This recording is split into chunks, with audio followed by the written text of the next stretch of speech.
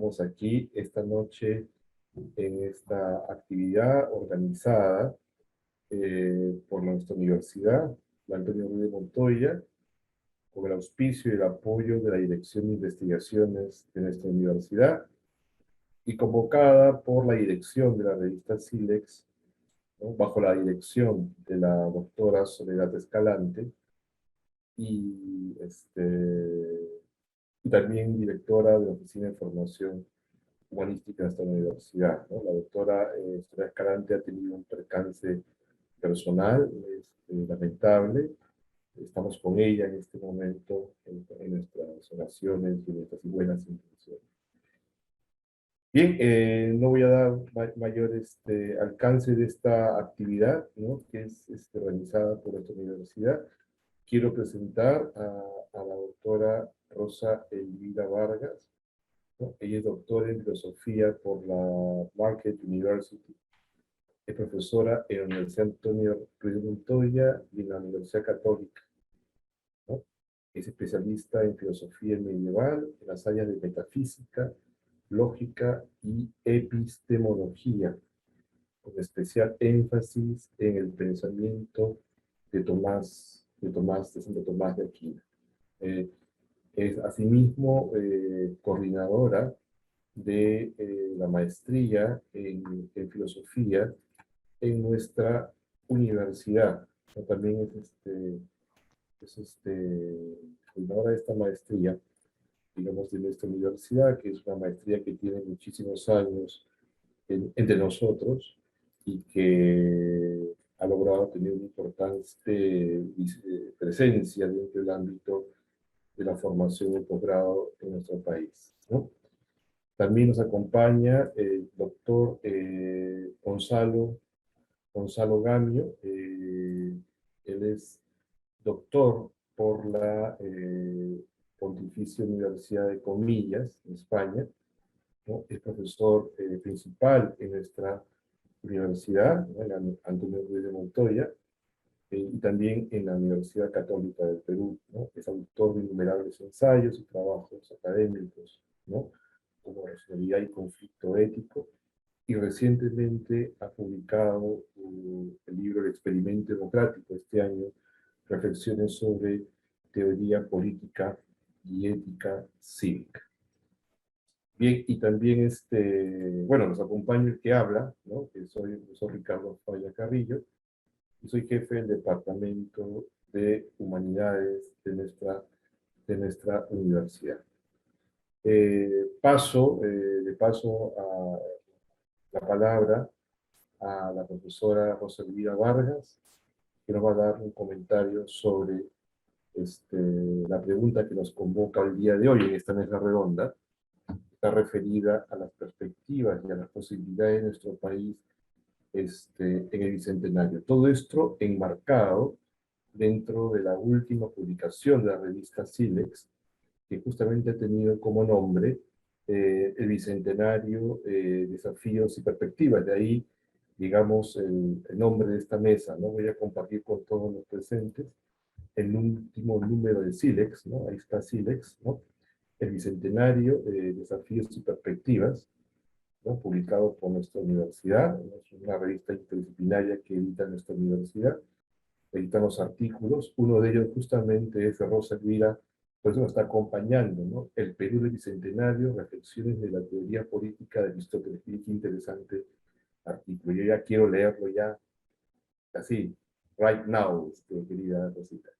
Muy bien, te dejo entonces la palabra, Rosa, para que nos puedas dar tus alcances e impresiones. Buenas noches. Buenas noches, muchas gracias Ricardo, muchas gracias la revista Silex también por invitarme a participar de este diálogo abierto, una pequeña contribución a la pregunta que se nos planteó. Es la siguiente: ¿de qué manera el Bicentenario nos permite repensar al Perú como un problema y como una posibilidad? Bueno, ciertamente todo aniversario es una invitación a repensarnos, a dar una mirada crítica al pasado, al presente y al futuro. En ese sentido, la llegada del Bicentenario nos llama ya de por sí a pensarnos críticamente. pero el hecho de que el Bicentenario tuviera lugar en medio de, primero, una pandemia, ¿no? Con todo lo que ella ha significado, a todo nivel, con todo lo que ella ha destapado y puesto de manifiesto. Y segundo, en medio de una severa crisis política, social, que por momentos, sinceramente he sentido que casi nos pone al borde de la anarquía. Entonces, en este contexto, ¿no? Llegamos al Bicentenario. Entonces, el Bicentenario ha hecho que más, o sea, todo este contexto ha hecho que más que una invitación a repensarnos, lo que hayamos recibido es un imperativo, ¿no? Un deber de pensarnos, y de pensarnos bien, pensarnos críticamente. Es urgente repensar al Perú. Y no solo como problema, sino también como posibilidad. Sobre todo esto último, porque creo que no podremos atender al Perú como problema si no tenemos una visión, mejor dicho, del Perú como posibilidad. Yo creo que es esencial pensar al Perú como posibilidad. Y quisiera centrar un poco mi comentario en esta noción de posibilidad, ¿no? Jugar con la posibilidad posible, lo que puede ser, ¿no? Los problemas del Perú ciertamente son muchos, son urgentes, pero no debemos dejar que esa urgencia de encararlos, de atenderlos, nos haga posponer para después la reflexión sobre lo posible. El Perú como posibilidad debe servir de guía, de criterio, para atender al Perú como problema. Pensar al Perú como posibilidad significa, para mí, pensar qué y cómo puede ser el Perú. Significa pensar cómo es el Perú que queremos y qué o cómo podemos hacer para acercarnos a ese Perú. Quiero aclarar que el Perú como posibilidad no es una utopía. No debemos pensarlo como una utopía, algo inalcanzable, algo que siempre está más allá, sino como lo que es posible para el Perú. Y es una tarea que siempre nos va a acompañar. ¿Qué es lo que queremos para el Perú y cómo queremos que sea el Perú? Y lo tenemos que preguntar, nos lo preguntamos siempre. Es una tarea constante porque nosotros vamos cambiando, ¿no? Porque las condiciones cambian. Entonces siempre nos tiene que acompañar.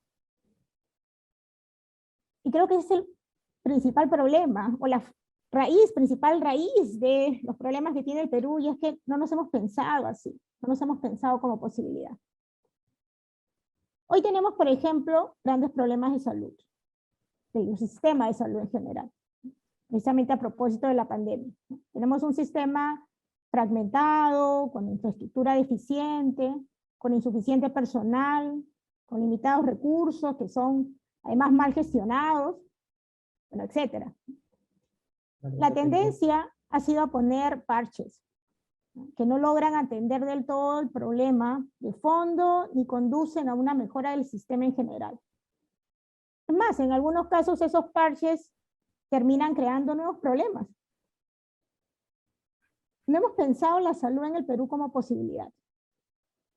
Estamos preocupados en atender la emergencia ahorita, en poner parches. Y como no hemos pensado la salud en el Perú como posibilidad, carecemos de una visión articulada de la salud en y para el Perú, que guíe políticas a corto, mediano, largo plazo en materia de salud, que trascienden el gobierno o el ministro de turno. La falta de esa visión en conjunto es la causa, por ejemplo, no solo de que la pandemia nos encontrara con un número de camas UCI muy, pero muy por debajo de lo recomendado por habitante, sino que cuando nos apuramos en implementar más camas, nos encontramos con que no tenemos suficiente personal para atenderlas, suficientes médicos, técnicos, profesionales, y suficientes insumos para mantenerlas en operación. Porque no pensamos más allá de la cama. No pensamos en todas las ramificaciones, en una política en conjunto. Es decir, terminamos poniendo un parche. Y lo mismo podría ser con otros ejemplos, ¿no? En educación, en transporte, en gestión pública. La falta de políticas de salud, en este caso, ¿no? Articuladas a una visión de conjunto de lo que puede ser la salud en el Perú, de lo que puede ser el sistema, puede y debe ser el sistema para el Perú, ¿no? El sistema de salud, nos impide introducir reformas continuas que mejoren sostenida y paulatinamente la calidad del sistema de salud y que por tanto nos permitan atender y superar eficientemente los problemas presentes. Si no empezamos a pensar la salud, por ejemplo, como posibilidad, seguiremos poniendo parches que no atienden la raíz de los problemas que actualmente enfrentamos y resultan en una mejora paulatina, pero sostenida, del sistema de salud en el Perú. Sobre esto último, que he señalado sobre las mejoras paulatinas, pues quiero terminar acotando que ningún cambio significativo tiene lugar en corto tiempo. Más aún si los problemas son profundos, si los problemas son complejos. Hay urgencia, sí, hay urgencia, los problemas son urgentes, tenemos muchos problemas. Pero como dice Aristóteles, ¿no? La felicidad y la virtud no se logran ni en un día ni en un corto tiempo. Creo que también esa tendencia a poner parches es que queremos la solución ahorita, ¿no? Y queremos una píldora dorada, ¿no? O sea, una receta mágica que de repente soluciona todo, porque nos quedamos en el problema evidente y no vamos al fondo, ¿no? Precisamente porque no tenemos esa visión. Si tuviésemos la visión, podemos saber qué es lo que nos falta en el fondo, o sea, cuál es el camino. Entonces, ¿a qué nos invita el Bicentenario? El Bicentenario nos invita a pensar al Perú, primero como posibilidad y luego como problema. Yo creo que ese es el orden. Agradezco mucho la posibilidad de compartir esta pequeña reflexión. Muchas gracias, Rosa. Después vamos a tener un intercambio con el público. Muchas gracias, estimada Rosa. Bien, cedo el turno a mi amigo, mi colega, amigo de tantos años, Gonzalo Damio. Bueno, buenas tardes. Para mí es un placer estar rodeado de amigos y de colegas en esta noche para hablar de un tema tan importante también. El Bicentenario y lo que podemos pensar sobre el Perú como problema y también como posibilidad, ¿no? Evocando a Basadre, ¿no? Y bueno, cuando hablamos del cumplimiento del Bicentenario, estamos pensando en otro concepto de Basadre muy importante que es la promesa republicana, ¿no? O sea, nuestro país nace como sociedad independiente a partir del modelo de república. ¿Y qué es una república? Una república es una comunidad política de ciudadanos libres e iguales, ¿no? De acuerdo a lo que señala la teoría política liberal. Eso es una república, ¿no? Y bueno, tenemos que señalar, que constatar que esa promesa nace dañada. Nace dañada porque, digamos, la independencia se plantea de una manera relativamente tibia o bastante tibia, ¿no? Es decir, no se abolió la esclavitud, sino más bien los nacidos después del 28 de julio gozaron de libertad, pero no los que nacieron antes. O sea, la esclavitud como institución no fue abolida, y el tributo indígena, o sea, digamos, el tributo de personas que pagaban digamos, una suma de dinero solo por el hecho de ser indígenas, coexistió con las primeras décadas de la República, ¿no? Entonces, ya en el inicio, esa promesa estaba incumplida. Se planteó de manera, pues, parcial, fracturada, ¿no? Digamos, el esquema jerárquico heredado de la colonia no se cuestionó severamente, todo lo contrario, una élite criolla digamos, devino en la que condujo los destinos del país, y muchos de los grandes líderes militares de la independencia, digamos, asumieron para sí mismos la idea de que ellos eran los grandes conductores del país y que eran los, digamos, los destinados a asumir su rol como caudillos, ¿no? Y todo el siglo XIX estuvo, pues, plagado de luchas intestinas, de golpes militares de esta élite militar, ¿no? Que contó, por supuesto, con digamos, la colaboración, ¿no? De los civiles, ¿no? Y, digamos, esta sociedad jerárquica se mantuvo. Nuestro primer trauma, digamos, fue la guerra de independencia, ¿no? Además, contábamos con una élite social y económica que nunca estuvo realmente muy convencida de que había que abandonar el Imperio Español, ¿no? Además, hubo idas y venidas, ¿no? Por lo menos en el parecer de estas élites. El segundo gran trauma lo encontramos en la guerra con Chile, ¿no?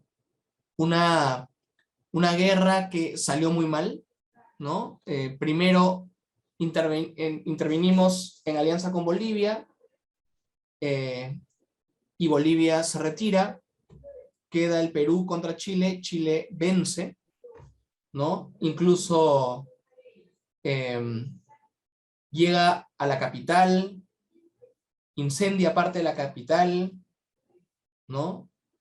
Se roba parte de los libros de la Biblioteca Nacional, en fin, o sea, fue un suceso muy doloroso, y además aquí se manifiesta una vez más claramente una élite política pues inescrupulosa y mediocre, que son las grandes características de nuestras élites políticas, salvo excepciones, ¿no? Salvo excepciones, ¿no? Recuerden ustedes la máxima ante los chilenos que Pierola, o sea, el Congreso de la República era un nicho de traiciones, como lo es hoy y lo ha sido hasta hace pocos años, el año pasado con Merino, etc. O sea, encontramos más de lo mismo muchas veces, ¿no? Y entonces fue un gran trauma, ¿no? Ahí destaca la pluma de González Prada, ¿no? Como una reacción, ¿no? Como una reacción solitaria, ¿no? Y lo cuento además, o sea, esto es algo que todos sabemos, ¿no? Pero, digamos, mi tatarabuelo y mi bisabuelo lucharon en la batalla de Miraflores. Mi bisabuelo tenía 15 años y fue acompañando a su padre. Afortunadamente los dos sobrevivieron, ¿no?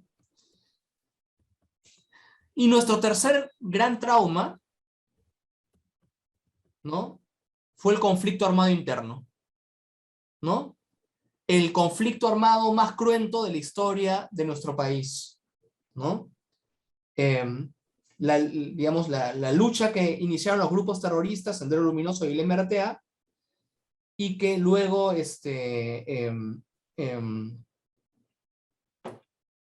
digamos, las fuerzas del Estado contestaron con una feroz represión, ¿no? Como dice la CBR, en algunos lugares y periodos se cometieron violaciones sistemáticas a los derechos humanos por parte de las fuerzas del orden. Y esa ha sido una tragedia que ha contado también con el silencio de buena parte de nuestra clase política, y otro sector de la clase política y de nuestra ciudadanía simplemente no quiere mirar lo que sucedió. Y como todos sabemos, no mirar el pasado constituye un grave error, ¿no? Porque no permite combatir, erradicar y prevenir las causas de fenómenos violentos como estos, ¿no? ¿No? Y bueno, a estos tres traumas que yo creo que una historia filosófica del Perú tendría que acometer, ¿no? Que examinar. ¿no? Podríamos agregar un cuarto trauma. Esta vez no tiene que ver con un conflicto violento, bélico, o no tiene que ver con la violencia, digamos, directa o la violencia física, sino con otro tipo de violencia, ¿no? Galtung distingue entre violencia directa, violencia estructural, que tiene que ver con cuando, digamos, hay un sistema que excluye, un sistema social que excluye, o un sistema político autoritario que oprime, ¿no? Y una violencia simbólica, ¿no? Que tiene que ver con el ámbito de la cultura, ¿no? Y estamos hablando de la terrible crisis sanitaria que todavía vivimos, que ha generado una crisis económica, como Rosita ha dicho muy bien, ha visibilizado una vez más una crisis económica y ha traído consigo también una crisis política, ¿no? Y nuevamente nuestra clase política ha asumido este rol, ¿no? Conspirativo, ¿no? El año pasado vacaron al presidente de la República, ¿no? Y bueno, más allá de las responsabilidades que el presidente entonces tenía, pues en un momento tan difícil, añadimos una crisis política, ¿no? Pusieron en su lugar a un personaje sin ningún tipo de preparación, ¿no? Ni de credenciales morales, aparentemente, o en todo caso lo digo rigurosamente, con credenciales morales debatibles, ¿no? Bueno, un gobierno que duró 5 días, ¿no? A pesar de ello, reclama una manutención vitalicia, ¿no? Por haber sido presidente, el personaje en cuestión, ¿no?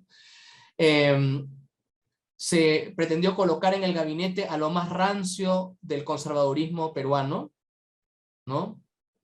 Lo más rancio y cuestionable, y pues salió a protestar y a marchar nuestra juventud, y se logró que saliera este personaje.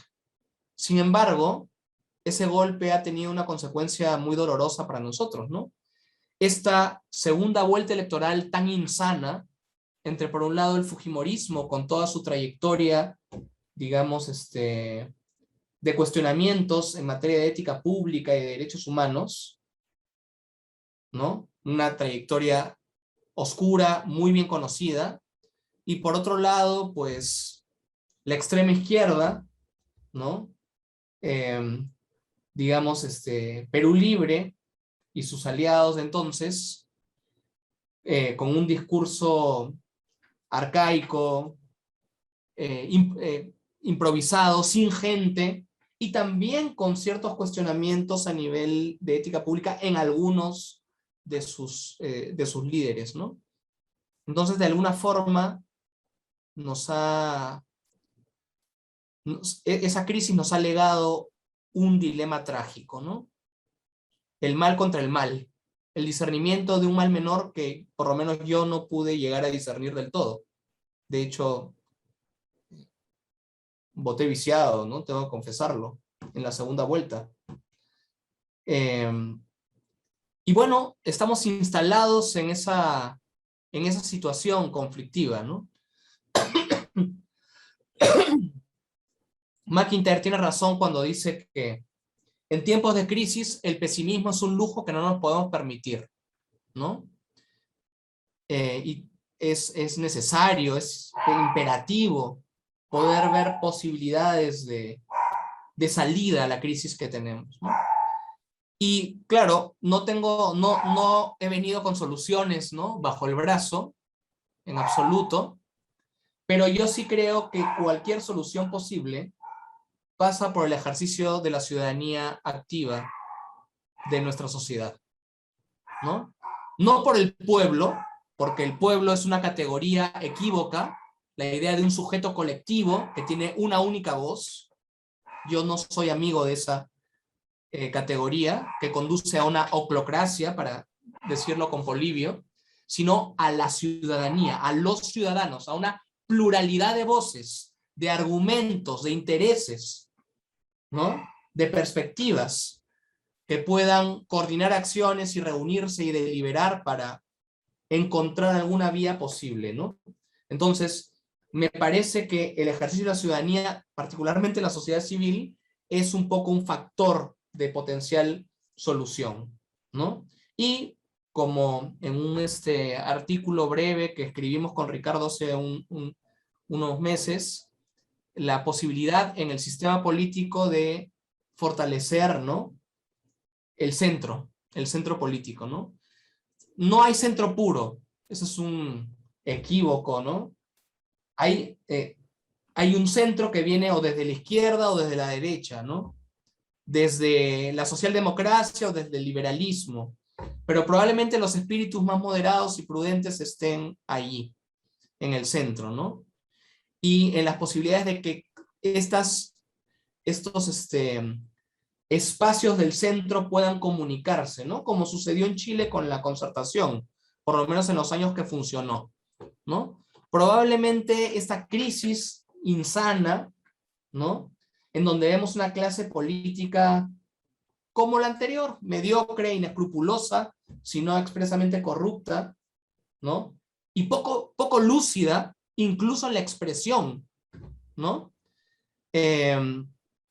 Digamos, con la clase política hoy, digamos, en actividad, creo que poco podemos lograr.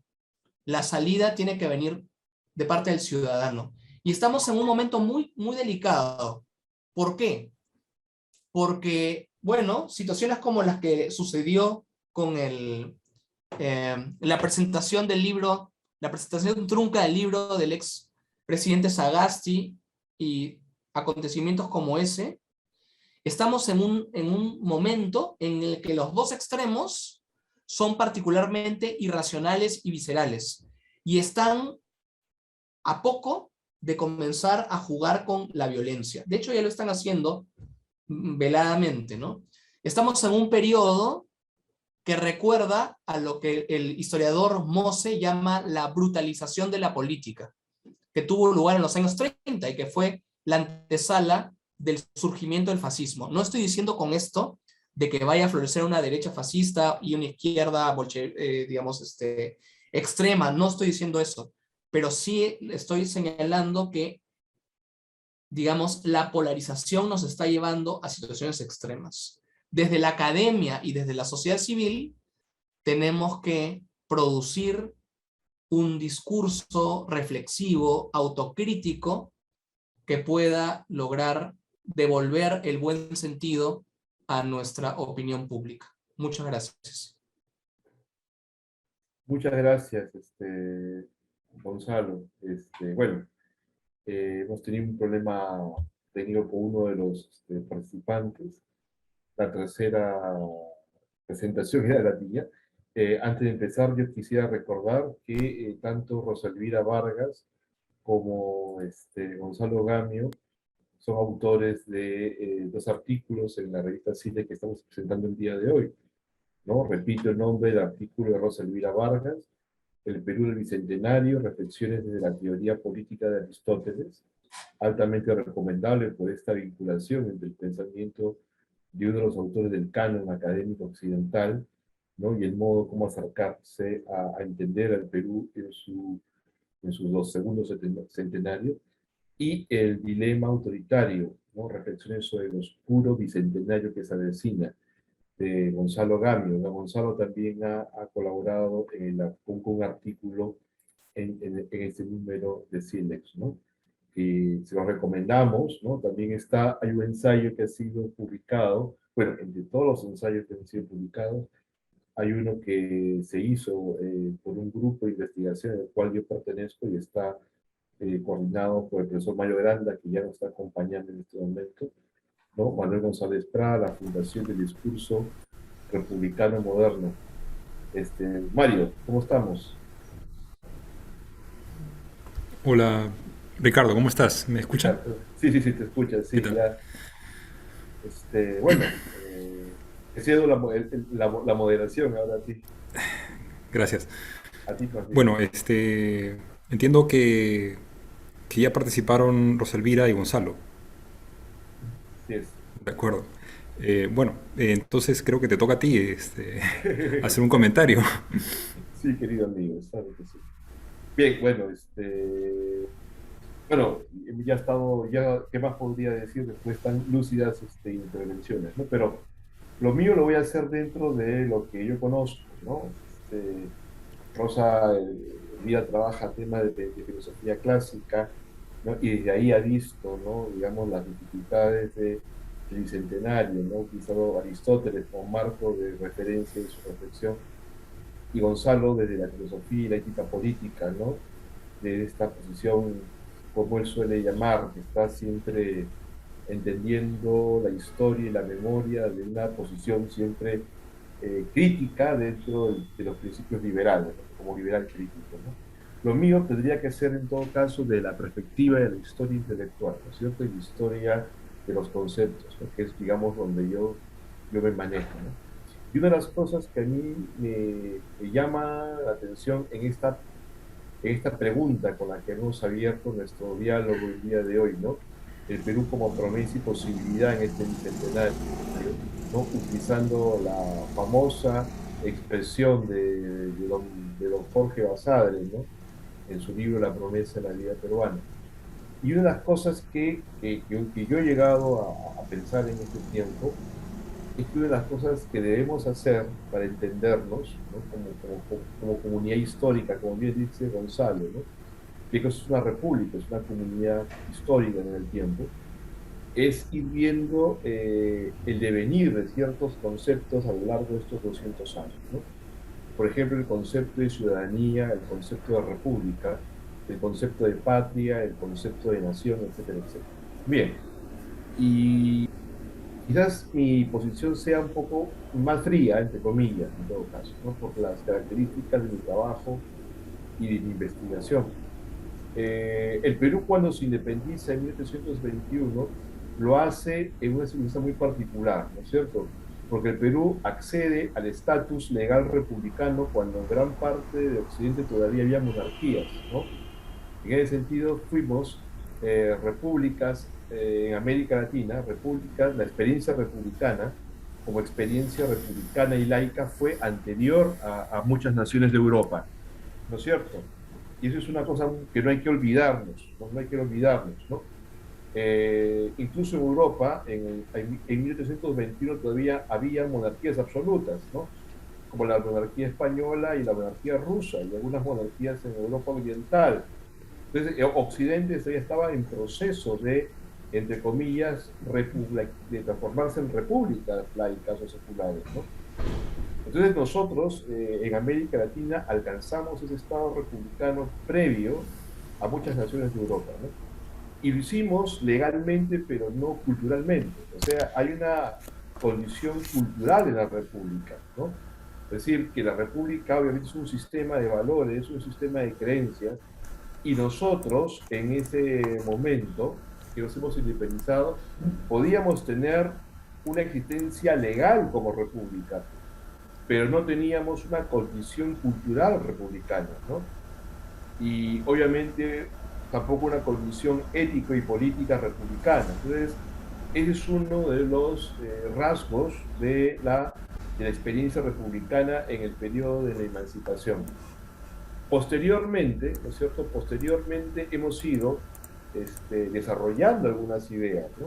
Pero si viajamos en el tiempo, en 1821, legalmente éramos una república, pero aún estábamos, como dice Harari, en el orden imaginado, pues, premoderno. Entonces, es otro rasgo, ¿no? O sea, éramos una república legal dentro de una conformación de repúblicas legales.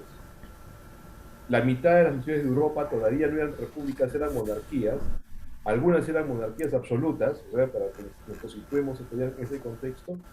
Y aún cuando éramos repúblicas legales, aún nuestra cultura estaba pegada al orden imaginado premoderno. Y en ese orden imaginado premoderno, con esa estructura premoderna, estaban las asimetrías de las que Gonzalo hablaba hace un momento, ¿no? Yo recordaba las lecciones de mi profesor, nuestro profesor, o nuestro amigo, Vicente Santú, ¿no, Gonzalo? ¿No es cierto? Cuando él ponía muchísimo énfasis en estas relaciones asimétricas, ¿no? Bien, o sea, el Perú cuando se independiza es una república con relaciones altamente asimétricas, ¿no? Relaciones sociales. Entonces todo eso hizo que nuestra república fuese sui generis. En su génesis fuese extremadamente sui generis, ¿no? Como toda conformación histórico-cultural. Todas las conformaciones históricas y culturales suelen tener esta condición sui generis, pero en este caso la nuestra hay que entenderla y conocerla para después observar su devenir en el tiempo. Y entonces, ¿qué encargo les cae a los primeros gobiernos? Básicamente construir una nación. Y construir una nación con muy pocas bases, en primer lugar, bases teóricas. Muy pocas bases teóricas, incipientes. Obviamente había un discurso teórico que venía desde la Ilustración peruana, ¿no es cierto?, de los primeros pensadores peruanos del siglo XIX, con el fin del siglo XVIII, ¿no? Había una reflexión ahí teórica, pero esta reflexión teórica no llegó a plasmarse en un discurso de nación, ¿no? Y los primeros gobiernos, las primeras décadas de los gobiernos en el Perú, pues eran gobiernos, muchos de ellos de facto, ¿no es cierto?, pero sin mayores manejos conceptuales. Y eso se puede ver cuando uno analiza ya la historia concreta de estos gobiernos, digamos, viendo documentos, viendo papeles, y podemos ver que tenían una condición o una visión del Perú extremadamente fragmentaria y limitada en términos de comprensión teórica, ¿no? Y eso se vio todo el siglo XIX, ¿no? Todo el siglo XIX, por lo menos los primeros 50 y 60 años, vamos a ver gobiernos que tienen pocas nociones para manejar nociones de gobierno, ¿no? Nociones de gobierno que implican conceptos de ciudadanía, conceptos de república, etcétera, etcétera. Recién en la década del 7, en la década 70, séptima década del siglo XIX, comenzamos a encontrar ya algunas formulaciones que quieren entender. De ahí la importancia del proyecto civilista, ¿no es cierto? Pero este proyecto también fue muy limitado también, ¿no? Porque fue una extrapolación de algunas nociones que venían de Occidente, ¿no? Del Occidente europeo, que ya estaba transmutando a la secularización, ¿no? A la plena secularización política y cultural, digamos, pero que no recogían justamente la experiencia de nuestra propia historia, ¿no? Recién a finales del siglo XIX vamos a encontrar las primeras manifestaciones dentro de las historias de las ideas en el Perú que recogen nuestra propia historia, ¿no? Y ahí es sin duda un autor fundamental, es este meteorito que cayó al pensamiento peruano, que es don Manuel González Prada, ¿no? Y obviamente el meteorito, digamos, que cae sobre la tierra peruana y remece la historia, las ideas en el Perú, fue muy importante porque genera una conciencia crítica que es la que llega recién al siglo XX. Entonces, todo el primer siglo, nuestro pensamiento o la historia de las ideas en el Perú estuvo centrada en una especie de, vinculada a la relación pensamiento y poder, estuvo una especie de laberinto por donde irse. Cuando en otros países de América Latina, digamos, estaban ya institucionalizándose los gobiernos con criterios teóricos y nociones políticas, ¿no? Más allá que sean de nuestra simpatía o no, la experiencia de Porfirio Díaz en México es muy interesante, ¿no? ¿No? Que incorpora el positivismo como la palanca teórica del desarrollo económico de México, o en el caso de Argentina, ¿no es cierto?, a partir de las reformas de Alberti, con el liberalismo, ¿no?, al igual que en Chile. Entonces, sí podemos encontrar en América Latina países que tenían proyectos de nación sustentados en teorías y ideas, pero a nosotros no, ¿no es cierto? Hubo un divorcio, y ese divorcio entre idea y gobierno, entre ideas y nociones de gobiernos, nos llega hasta el siglo XX, nos llega hasta el siglo XX, ¿no? Y todo el siglo XX también es otro camino, ¿no es cierto? Entonces, que hay este divorcio entre los gobiernos y las ideas que se están formando en nuestro propio país, ¿no?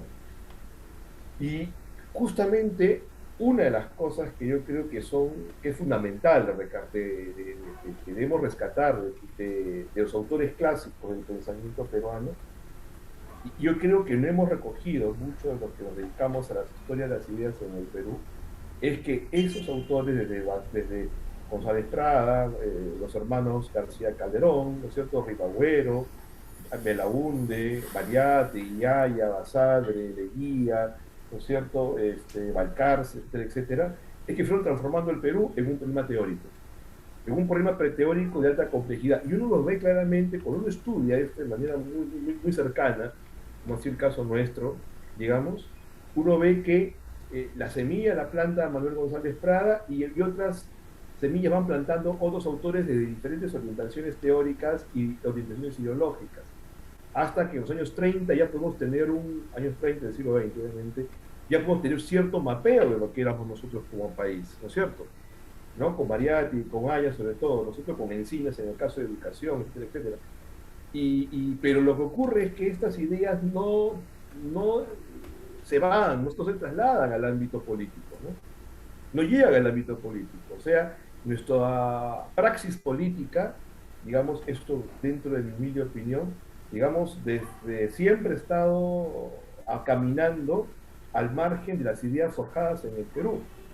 Y estas ideas forjadas en el Perú son importantes porque son el modo como el Perú se ha estado pensando.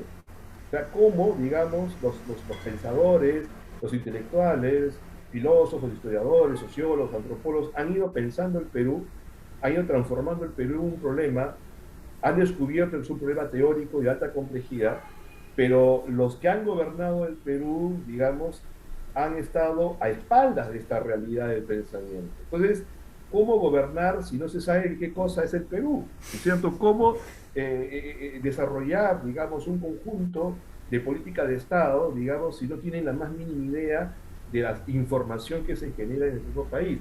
Y eso es claramente, y eso incluso llega hasta los años 60 del siglo XX, cuando aparece otro pensador fundamental, tan fundamental como Manuel González Prada, que fue Augusto Salazar Bondi. Augusto Salazar Bondi, nuevamente, ¿no?, genera una segunda revolución en el pensamiento peruano, no solamente porque es un exponente de la mal llamada filosofía de la liberación, sino básicamente porque crea un conjunto de conceptos, ¿no? Alienación, dominación, cultura de la dominación, digamos que son sumamente interesantes para el Perú de los años 60.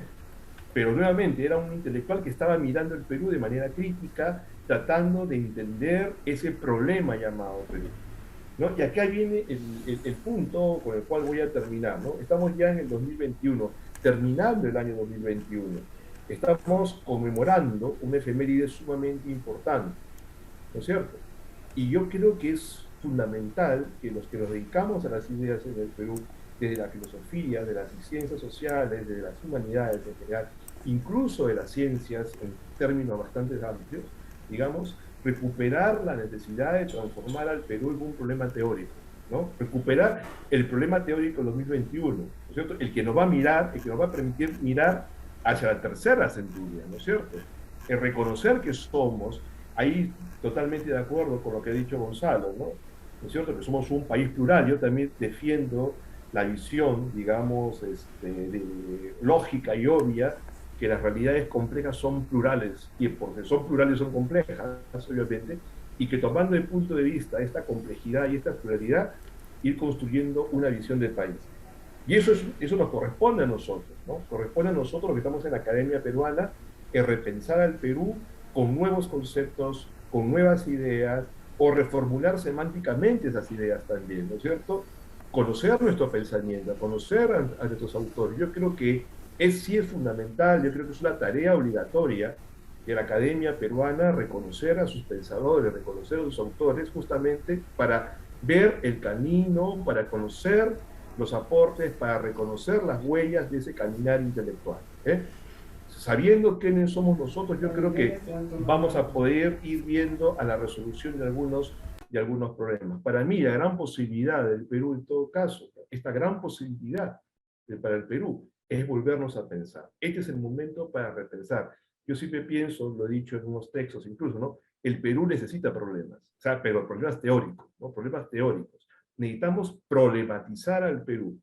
Y también salir, me parece, es una opinión muy personal, salir de la agonía lamentosa también, ¿no es cierto? Repensarnos fríamente, con cabeza fría, con cabeza craneal, ¿no? Y mirar hacia el futuro, ¿no? Bueno, eso es lo que podría comentar en este momento. Gracias, Mario. Muchas gracias, Ricardo. Bueno, ya nos acercamos un poco ya hemos hecho la ronda completa.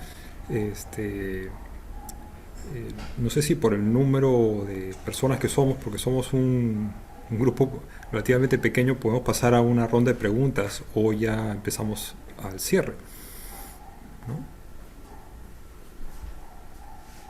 Como quieran los contertulios. Como deseen los contertulios.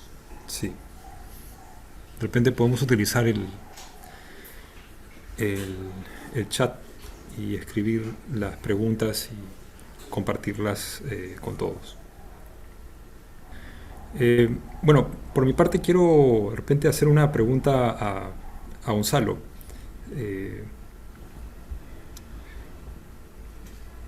Dado que, bueno, el artículo que Gonzalo y Ricardo propone, bueno, digamos, postula pues o recomienda, digamos, una postura de centro. Tenemos por otro lado una figura como González Prada, ¿no? Que más bien es un radical, ¿no? Y es un radical más allá del radicalismo, ¿no? Porque no le bastaba el radicalismo político, no le bastaba ni siquiera el anarquismo, ¿no? Él quería, digamos, sacudir todas las cosas. Entonces, ¿acaso, digamos, al centrismo? Y bueno, eso por un lado, ¿no? Pero por otro lado estamos viendo que yo veo, ¿no?, que las posturas centristas no tienen éxito actualmente, ¿no? O sea, no se acercan a la representación política. De repente hay algunas opciones, pero son muy pequeñas. ¿No será esta una falta de realismo del centrismo? Por ejemplo, Ricardo está diciendo que el Perú necesita problemas teóricos, pero ¿acaso no necesitaríamos más problemas prácticos sobre los cuales actuar? Y entonces por eso evoco la figura de González Prada, ¿no? Porque creo que también se puede hablar de otras opciones, ¿no? De opciones que no son este radicalismo fundamentalista, digamos, al que estamos acostumbrados, sino otra manera de acercarse a la realidad y a la teoría. Entonces, lo comento porque no hay opciones prácticas o un grupo político que se acerque, digamos, a la representación actualmente en el Perú. ¿Cómo podemos llegar a esto? Eso es lo que me pregunto, ¿no? O sea, ¿cómo se podría crear? Vuelvo a lo mismo, pero quiero cuestionar la postura del centrismo, ¿no? Sí, creo que lo que Ricardo y yo estamos criticando son los extremismos, no las opciones radicales, ¿no? Digamos, yo entiendo radical, la palabra radical no es una mala palabra en realidad. Radical es ir a la raíz, ¿no? La filosofía es una actividad radical, porque va hacia la raíz de las cosas, ¿no? Problematiza las cosas desde su raíz. El problema son los extremismos. El problema son las ideologías que, en lugar de intentar ver la realidad en su complejidad, lo que hacen es intentar ajustar la realidad a los esquemas, ¿no?, ideológicos. Es verdad que la centro derecha y la centro izquierda se han visto golpeadas en las últimas elecciones, por supuesto, en gran parte por la pandemia, ¿no?, y la desesperanza que ha producido. O sea, sabemos que en tiempos de tribulación las perspectivas extremistas lo fortalecen, ¿no? Y en parte también por la fragmentación del voto. O sea, los dos grupos que han llegado a segunda vuelta lo han hecho con una cantidad mínima de votos. Ha vencido con 40.000 votos, ¿no? Entonces, yo no estoy tan seguro de que la centro derecha y la centro izquierda hayan salido del mapa o de la ecuación, ¿no? Me parece que es ocasión de fortalecerlos, ¿no? Y además no necesariamente desde el sistema político, sino desde la sociedad civil, ¿no? Desde espacios como la universidad, los sindicatos, los colegios profesionales, en fin, espacios en los que el pensamiento crítico tenga una mayor acogida, ¿no? Yo creo que sí hay espacio para el centro político en su manifestación. Pero en todo caso, iremos viendo, ¿no? Lo que sí creo que es evidente es que las opciones extremistas no solamente están fracasando, sino que están evidenciando proclividad a la violencia, ¿no? Tenemos una extrema derecha con el fujimorismo, con el grupo de López Aliaga, y con sus grupos simpatizantes como la Resistencia, los Combatientes, etcétera, por un lado, y por otro lado la extrema izquierda, ¿no? Que tiene tantas dificultades para deslindar con el Movadef que realmente preocupa, ¿no? Bueno, esto es algo que podemos ir desarrollándolo más, ¿no? De hecho, a partir del trabajo sobre el tema de memoria, Comisión de la Verdad, se podría plantear más cosas más temas sobre este asunto, ¿no? Esta miopía frente a la memoria, en fin, que también son elementos comunes, ¿no? A los dos extremos, ¿no? Pero no creo que aporten ninguno de los dos una mirada lúcida sobre la realidad social, ¿no? Y sobre nuestros problemas. Pero seguramente Ricardo querrá complementar esto también. Y gracias, Gonzalo, ¿no? También para ceder la palabra a Rosa también. Yo pensaba en lo que Mario dijo, ¿no? Cuando yo planteo la idea de que el Perú necesita problemas, no es que añadir problemas, ¿no? Lo que pasa es que hay que repensar problemáticamente a nuestro país, ¿no? Y llegar a un problema es una de las cosas más difíciles que hacer. O sea, en ciencias, lo más difícil es encontrar un problema, ¿no? Es identificar un problema a partir de un conjunto de datos que nos muestra la realidad. Y si, por ejemplo, la realidad nos muestra que hay extremismos contrarios en oposición abierta, digamos, tenemos que aprender a repensar esa realidad, ¿no? De qué manera nuestro país ha sido proclive justamente para que en el 2021 esa situación se dé, ¿no? Y hay que hacerlo desde las ciencias sociales, ¿verdad? Pero también desde la filosofía, ¿no? Y ahí justamente el artículo que publicamos con Gonzalo este año, ¿no? Yo desde la historia y las ideas, historia conceptual básicamente, y Gonzalo de la filosofía política, fue un trabajo interdisciplinario que tuvimos con Gonzalo. Entonces, justamente porque queríamos problematizar, ¿no? O sea, problematizar y a partir de esa problematización dar pues presentar una posibilidad, ¿no? Dentro de una visión ético-política, ¿no? Entonces, cuando uno dice que hay que buscar problemas, se quiere que el intelectual y que los teóricos tenemos que ir a la casa de problemas, ¿no? A la casa de los problemas que están generándose en una realidad, ¿no?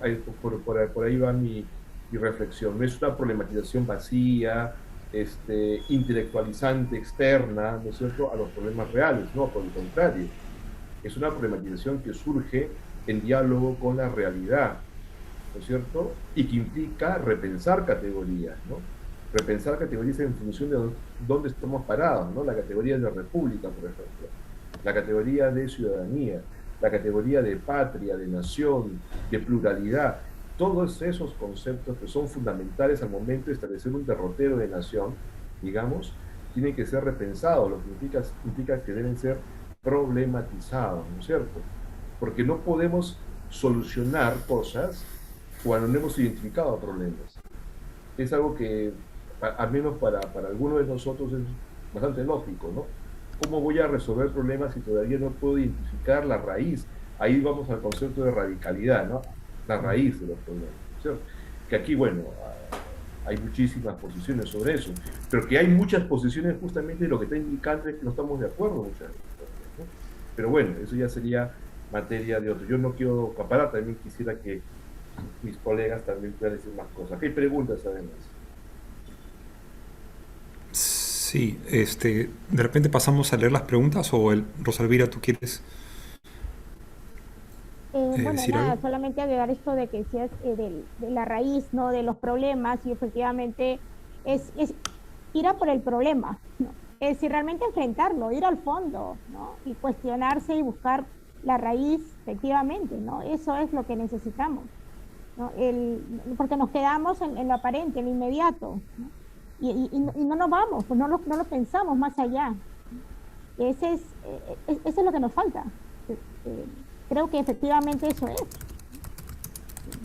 Y eso es pues ir realmente a buscárselo, a problematizarlo, en ese sentido, ¿no? No de crear más problemas, sino de ir por ese problema y analizarlo y buscar el fondo y plantear las soluciones que se plantean sean a partir de esa raíz. Porque si no, como les decía, estamos poniendo parches nomás. Ujú. Bueno, eso. Creo que hay varias preguntas en el chat. Sí, sí, yo las voy a leer todas y bueno, de repente Gonzalo, Ricardo o Rosalvira quieren responder a ellas a las que mejor les parezca. Voy a leerlas todas. Primero, Andrés Cisneros dice, repensar los problemas del Perú pasa por dedicarle un espacio de nuestras investigaciones.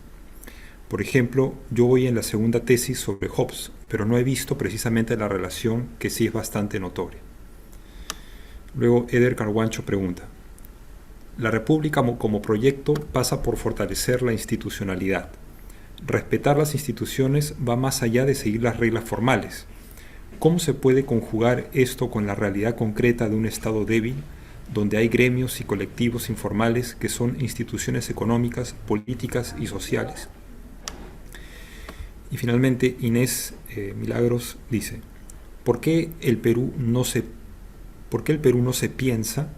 Y específicamente, ¿por qué los intelectuales peruanos habrían renunciado a esta tarea de Ortega y Gasset, que Ortega y Gasset llamaba su deber más importante como intelectual? Ortega y Gasset, una cita de él, dice, he hecho lo que era mi deber de intelectual español y que los demás no han cumplido. He pensado en serio sobre ello. Muchas gracias por las preguntas. Bueno, yo, si puedo elegir, elijo la de Inés. Aquí mando un saludo. Es una pregunta muy importante y, de hecho, este libro que en mayo, el democrático, intenta responder esa pregunta, ¿no?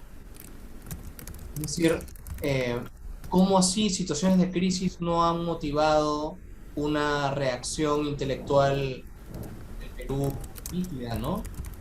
Comparable, por ejemplo, al surgimiento del pragmatismo norteamericano después de la guerra civil, o la generación del 98, donde estaba Unamuno como resultado de la guerra de Cuba, ¿no?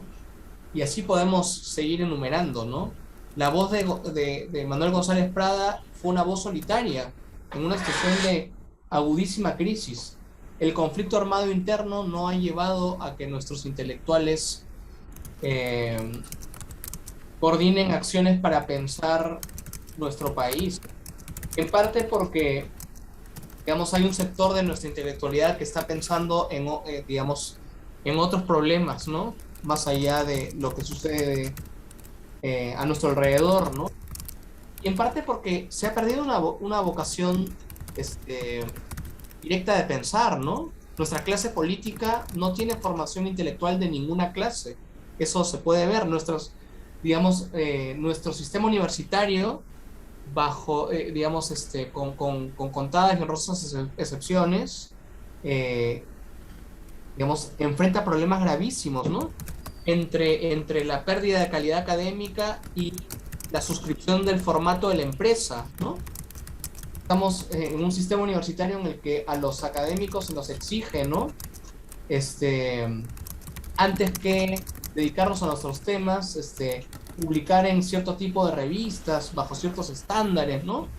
O sea, entrar al mercado académico de las revistas indexadas, ¿no? Porque ahí está el mercado, ¿no? Es como que a un músico de blues le digas, toca reggaetón, que es lo que está de moda ahora, ¿no? Entonces, digamos, hay una serie de problemas, ¿no? Eh, que, digamos, de extensión, ¿no? Claro, ciertamente, ¿no? Hay un invierno intelectual en el país, en nuestra clase política, en nuestra prensa, e incluso en ciertos sectores de la academia, ¿no? Hay gente en nuestra clase política que considera que Ortega y Gasset es un dúo musical, ¿no? Entonces, bueno, eh, lo que tenemos que hacer es ir a contracorriente, ¿no? Y en buena hora, ¿no? Habrá que hacer algo parecido. Muchas gracias, Gonzalo. Rosalvira o Ricardo, no sé si las otras preguntas... Sí, más que la pregunta, por el tiempo estoy preocupado. Hay un mensaje que nos ha dejado Soledad, que no ha podido acompañarnos, y creo que Gonzalo podría leerlo, ¿no? Más bien lo puedo leer con cierta celeridad y así les doy tiempo a ustedes para que puedan también responder las otras preguntas, ¿no? Soledad Escalante, que es la directora de Silex, ha mandado un mensaje, no puede estar por un tema personal, pero son dos, es una cara y media, entonces se puede leer rápido, ¿no?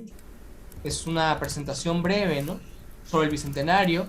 Dice lo siguiente: transcurrieron 200 años y al día de hoy encontramos lecturas propias, apropiaciones y representaciones de la historia, la temporalidad y la nación que se reconstruyen constantemente en la sociedad civil. Por eso es importante recordar que la gesta independentista no solamente lanzó a muchos compatriotas, y aquí quiero incluir absolutamente a todos los y las participantes, en búsqueda de reivindicaciones materiales, ¿no? Que los movilizaron, ¿no?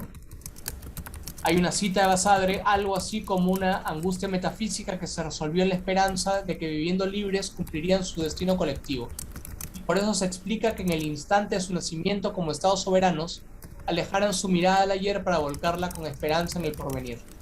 Esta esperanza, esta promesa, se concretó dentro de un ideal de superación individual y colectiva que debía ser obtenido por el desarrollo integral de cada país, la explotación de sus riquezas, la defensa y acrecentamiento de su población, la creación de un mínimo de bienestar para cada ciudadano y de oportunidades adecuadas para ellos. Firme y feliz por la unión, dijo por eso el lema impreso en la moneda peruana. Y surgió igualmente en la emancipación un anuncio de riqueza y de bienestar, el fermento igualitario, el destino dinámico de estas patrias. Para ser adecuadamente cumplido, necesita realizarse sin socavar la cohesión nacional y los principios necesarios para el mantenimiento de su estabilidad. Porque careciendo de otros vínculos históricos, algunos de estos países tienen como más importante en común solo su tradición y su destino. Fin de la cita.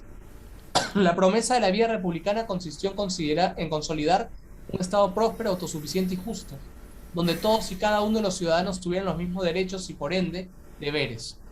Implicaba compartir una misma visión o proyecto de país, para trabajar tanto individual como colectivamente por el desarrollo del Estado y sus habitantes.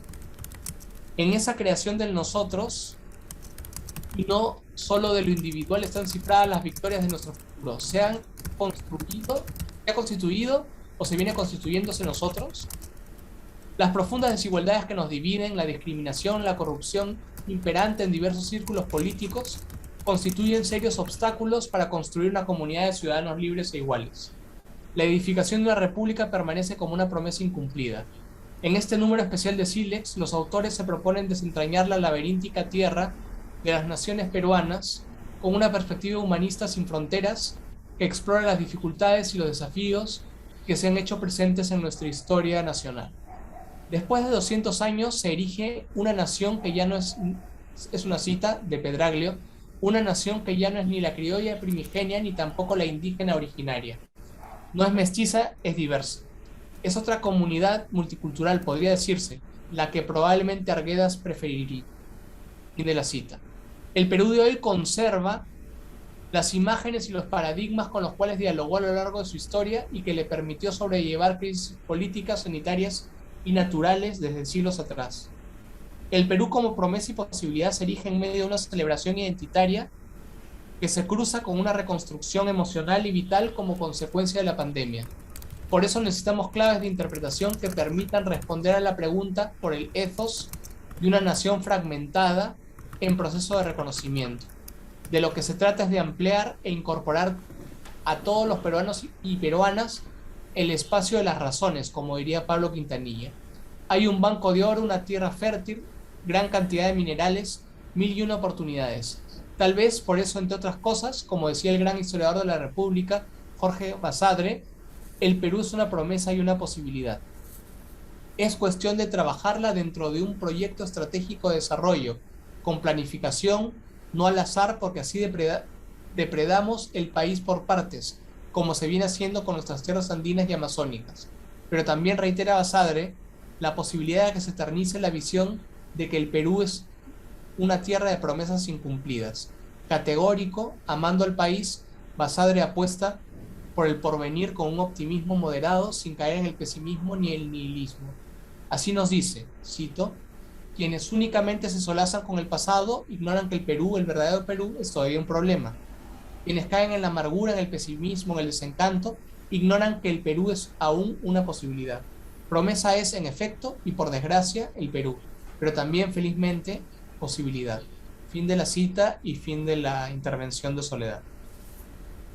Gracias. Muchas gracias, Gonzalo.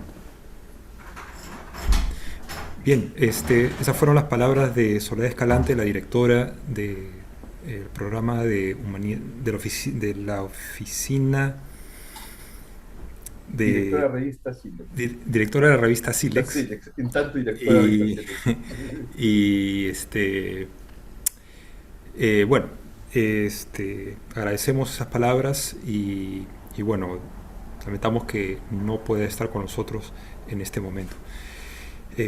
También quiero, bueno, señalar la participación del profesor Gonzalo Gamio, porque él es el vicedirector, ¿no?, que también ha estado a cargo de esta labor, que consiste pues en prepararlo con tiempo, ¿no?, en revisar los documentos, los artículos, como debe hacerse en todo este proceso. Y bueno, quedaban estas dos preguntas, Rosa Elvira y Ricardo, no sé si retomamos. Rosa, por favor, Rosa. Sí, quizás también retomar, ¿no?, la pregunta de Andrés junto con la pregunta de Inés, que creo que un poco van por el lado de cómo pensar los problemas del Perú, ¿no? O sea, Inés preguntaba por qué el Perú no se piensa, ¿no? Y bueno, preguntaba específicamente por los intelectuales, pero, o sea, intelectuales entendido quizás académicos, pero no son los únicos que tienen que pensar al Perú, ¿no? O sea, el ciudadano peruano tiene que pensar al Perú, ¿no? Entonces preguntaba Andrés, ¿no?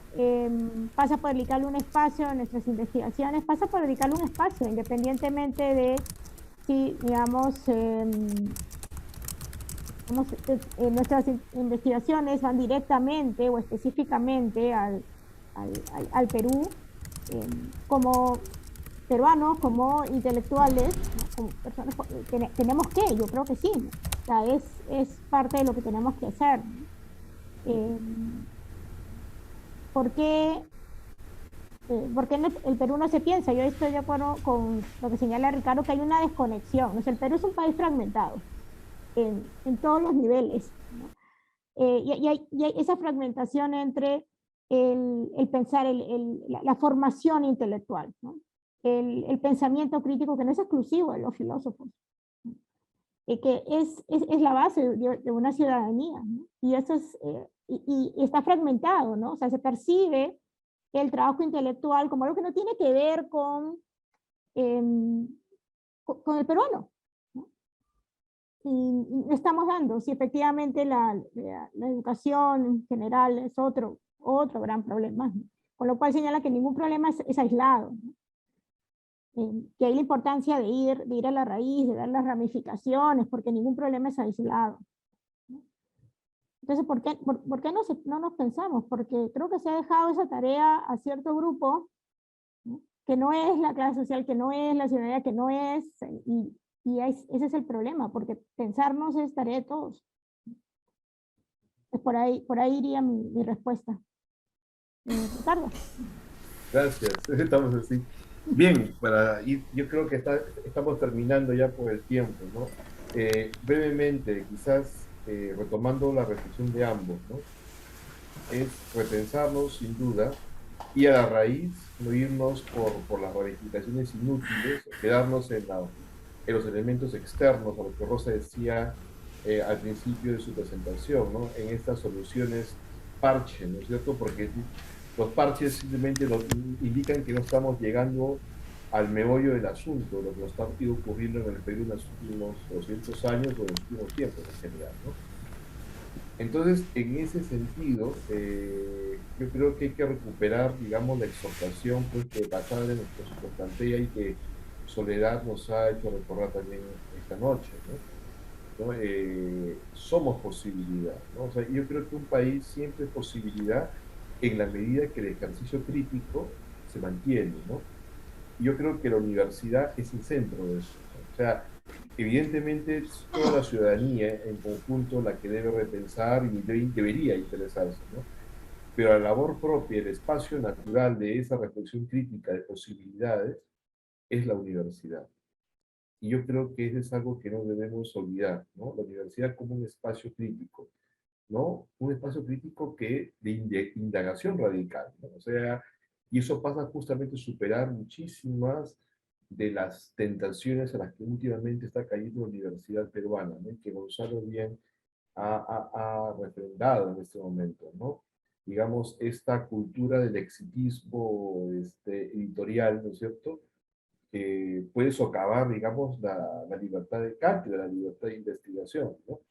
Y que estas presiones, digamos, es la misma presión que le pasó a la economía peruana durante los últimos 20 años, ¿no? La economía peruana buscaba la calificación de Merrill Lynch, de JP Morgan, de Lehman Brothers, de Goldman Sachs, ¿no? Estaba más preocupado pues, por si alcanzaba la AAA Plus en sus bonos, soberanos en el mercado global, y estaba descuidando las camas SUSI, ¿no es cierto? O sea, nuestra economía estaba más enfocada que sea calificada, digamos, por las agencias calificadoras, que efectivamente desarrollar, pues, una política de bienestar en salud y en educación. Bien, eso mismo nos puede pasar en el ámbito universitario también, que estemos más enfocados en los que el imperio Elsevier o el imperio Clarivate, digamos que son las grandes editoriales científicas de la Tierra, determinen, ¿no es cierto? Y estemos olvidando realmente lo que es el suyo de la universidad, que es la formación del conocimiento libre, ¿no? Que es el conocimiento libre y crítico, ¿no? Y es ahí donde realmente podemos ubicar los problemas, ¿no? No a partir de las directrices o de las calificaciones internacionales, ¿no? Que tienen su peso, tienen su valor, también obviamente no estamos defendiéndolas, ¿no? Pero no podemos apuntar a solas de eso como universidades en el Perú, no podemos estar apuntando a eso como nuestro país apuntó solamente a ser calificado por las agencias globales, ¿no? Yo creo que la universidad es el espacio natural para el ejercicio crítico y el ejercicio libre crítico, ¿no? De la libertad de pensamiento, de la libertad crítica, ¿no? De la libertad que nos genera la comunicación de ideas, ¿no? El debate, ¿no? Los encontronazos en el debate, las disputas en el debate. Rosa, como medievalista, lo sabe muy bien lo importante de la disputatio dentro de la escolástica, ¿no es cierto? Bien, eso no lo vamos a perder tampoco, ¿no? La disputación es de suyo también, ¿no? La discusión es el suyo de la vida universitaria, ¿no? ¿No? Y es la discusión donde problematizamos, donde nos enfrentamos justamente con esos problemas para transformar esos problemas en posibilidades, ¿no? Eso sería para concluir. Gracias. Muchas gracias, Ricardo. Muchas gracias por tus palabras. Entonces, de esta manera, pues concluimos con la presentación de la revista Silex, un número más por este año. Es, digamos, un encuentro en el que se encuentran presentes muchos de los profesores de la universidad, creo que casi por entero está conformada por docentes de la universidad y además en torno al Bicentenario, ¿no? Que es el tema de este año, aunque pareciera que rápidamente lo hemos olvidado, pero seguimos en el Bicentenario. Entonces, gracias Rosalvira, gracias Ricardo, Gonzalo, gracias a todos los presentes por sus preguntas y muy buenas noches. Hasta luego. Muchas gracias. Gracias, nos Hasta estamos luego, viendo. muchas gracias. Cuídense. Hasta Un luego. abrazo a todos. A ustedes, gracias. Hasta luego. Hasta luego. Hasta luego, amigos.